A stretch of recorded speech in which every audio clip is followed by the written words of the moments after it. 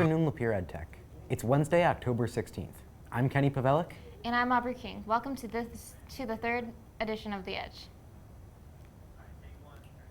Marketing and Entrepreneurship decided that it was time for a change. For the past 2 weeks, they have been painting the bodega. The Edge's Trey Johnson tells us why they have decided to change it up.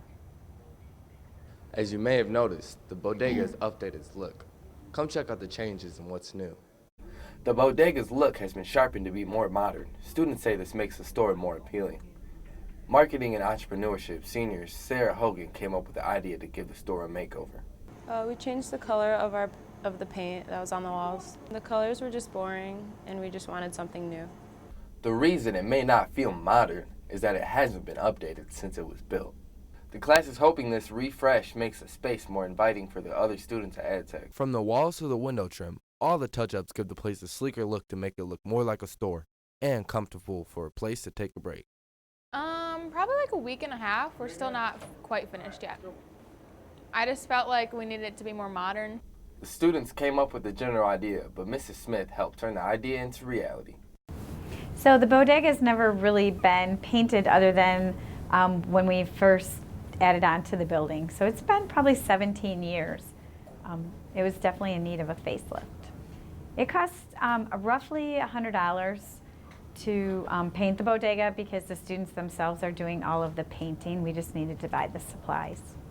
It's taken time and work from students, but these students are leaving a lasting mark on their program for years to come, and if history repeats itself, about 17 years.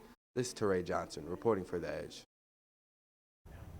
That is quite a bold change, and it gives the room a warmer feel. Maybe another class will decide this is the year to change their color scheme. Hint, hint, Mrs. Holliday. Students in HVAC were given the opportunity to hang lights in their classroom so that their sheet metal students wouldn't have to deal with shadows. Students used skills they learned in class to put up 3 new lights in their classroom. We needed new lights in the back because the sheet metal area that we had originally only had 3 lights, and it was casting shadows on my students so they couldn't see their work. So we put 3 additional lights on either side. We're looking up the codes to see what we have to abide by, and then we're doing everything. Teacher's not involved. To find out more about the new lighting in HVAC, go to our YouTube page and watch the full story. At the beginning of this month, ITNET did the Governor's Challenge to prepare for the Cyber Patriot competition. Reporter Jared Baker has more info on the challenge. Jared? Now, every year Lapeer EdTech's ITNET does a challenge known as the Governor's Challenge. This challenge prepares them for other challenges that are coming up in the class. In the state of Michigan, there is a huge shortage of security professionals, so they've developed the Governor's Cyber Challenge for high school students to compete to try to get more students interested in careers in the security field. Teams consist of 1 to 3 students, and they competed in round 1, which happened over the course of 4 school days. They simply worked as a team to answer questions related to security, and then the top 12 teams in the state get invited to a big security conference. Students worked on a lot of different areas of technology. Cyber Challenge is a challenge comprised of Linux, Windows 10 commands, and a lot of general router questions that test how much you really know. I participated in the government's Cyber Challenge, which is basically just answering a bunch of questions about Linux and different operating systems. The students seem to enjoy doing it, and we're open to doing it again. I would love to do this again, because now that I kind of know what was in it, I could prepare a little bit better, because each day was right after another, so it was hard to prepare for one when you're still thinking about the last one. It was fun. It was really difficult, but it was kind of not easy enough, but like it was adequate enough to be like fun. Although our ITNET did not crack the top 12, we are proud of their effort. This is Jared Baker, reporting for The Edge. It seems like a lot of work has been put into it. Hopefully, they'll be ready for this upcoming Cyber Patriot Challenge this school year. Students in Diesel Tech are hoping to compete in California in April in the Shell Eco Challenge. Right now, the students are creating a vehicle that is fuel efficient. Students can get guidance from the instructor but must build the cart themselves. There are 4 students on the team working to complete the cart. Right now we're in the middle of building a one-person vehicle. It has a diesel engine in it. About it is figuring out how long you can last, whether you can coast through it. You have to maximize the amount of miles you can per gallon. The Shell Eco Marathon will take place in Sonoma, California in April 2020. The team is working on finding funding to transport the cart and the team to the competition. Stay tuned for the Kindness Collective. Have you been kind to someone today?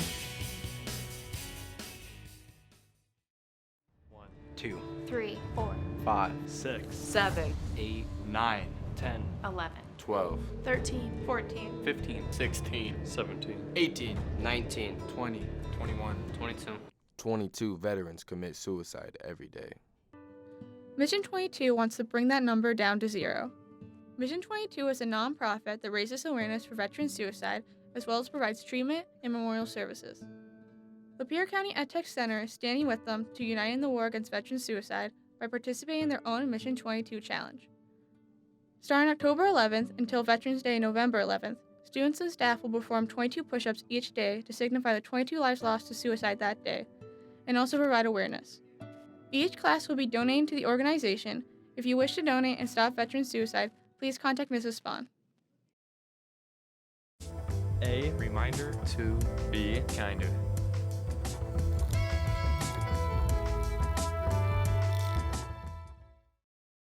You know, personally, Aubrey, I think you're one of the coolest people in our class.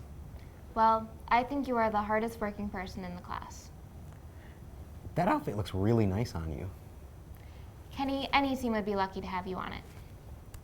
Aubrey, out of all my years being an anchor, you're one of the kindest people I know. That's so kind, Kenny. Speaking of kindness, the Edge's Jessie LaRue has this edition of the Kindness Collective from Culinary. Welcome to this week's edition of Kindness Collective. We've gone down to Culinary and asked some of the students to tell us stories about times they've been kind. I'm Brandon, and this is my story about how I helped a lady shovel her driveway. So I saw this lady. She was about as tall as I was at the time, which is pretty small. So I walk over to her after shoveling my friend Liam's driveway, and I say, "Ma'am, do you need help?" She says no, so I shovel her driveway anyway. So I get about halfway done, and she brings out coffees for the both of us. And I said, "No, thank you, I don't drink coffee." So she brings out hot chocolate, and I say, "Well, goodness gracious." So after I'm done, I finish up her sidewalk, and I do all the other stuff, and she leaves to pick up her kids from school. And she gives me a big hug and tries to pay me. And I say no, and I hug her back, and I said, "If you ever need anything ever again, I'm usually at his house." So. Hey, my name is Isabella Ferguson, and this is a story about how I was kind to someone. A story about when I was kind to someone was when I noticed my friend Amelia. She was really down that day, and I just made a joke to her that I was going to do a presentation about how beautiful she is at lunch. And she thinks it's a joke, and I'm not joking. And so during ITNET, I made a 17-point slide about everything I like about her as bros. And so I presented to her, and her boyfriend makes a joke that I should just make a proposal to her, and Amelia was pretty happy the rest of the day. Hi, my name is Amelia, and this is a story of when I was kind.